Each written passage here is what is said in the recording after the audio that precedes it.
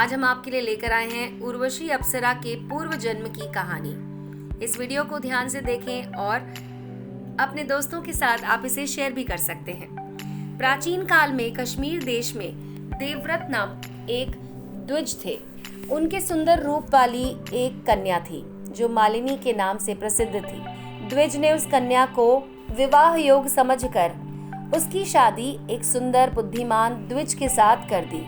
मालिनी कुमार्ग पर चलने वाली पुष्चली होकर स्वच्छंदता पूर्वक इधर उधर रहने लगी। उसके घर में कामकाज के बहाने उपपति रहा करता था। सभी जाति के मनुष्य जार के रूप में उसके यहाँ ठहरते थे। वो कभी पति की आज्ञा नहीं मानती थी, बल्कि पुरुषों के साथ वो रंगरलियां मनाती। इसी दोष के कारण उसके सब अंगों में कीड़े पड़ गए। उन कीड़ों ने उसकी नाक, जिह्वा और कानों का भी उच्छेद कर दिया। स्तन और उंगलियां गल गईं। उसमें पंगुता आ गई। इन सब कलेशों के कारण उसकी मृत्यु हुई।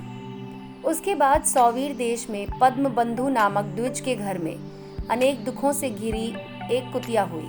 उस समय भी उसके सिर में कीड़े पड़ गए और योनि में भी कीड़े भरे रहते थे। इस तरह 30 वर्ष बीते।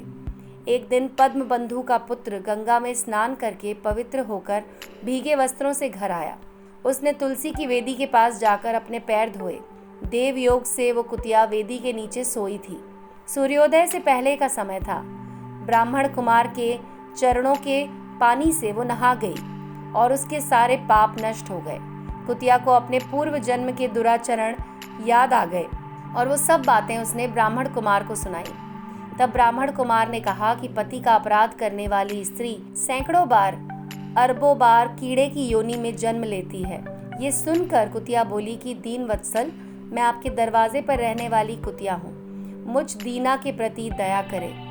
कुतिया की विनती सुनकर ब्राह्मण कुमार के पिता पद्मबंधु ने संकल्प लिया कि मैं तुझे अपने द्वादशी का पुण्य दे दूंगा।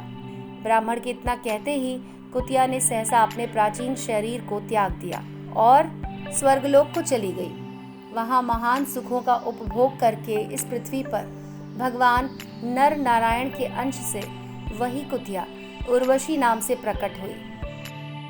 तो दोस्तों, ये तो थी कहानी उर्वशी अप्सरा की। ऐसे ही और वीडियोस के लिए जुड़े रहें इंडियन रिचुअल्स के साथ।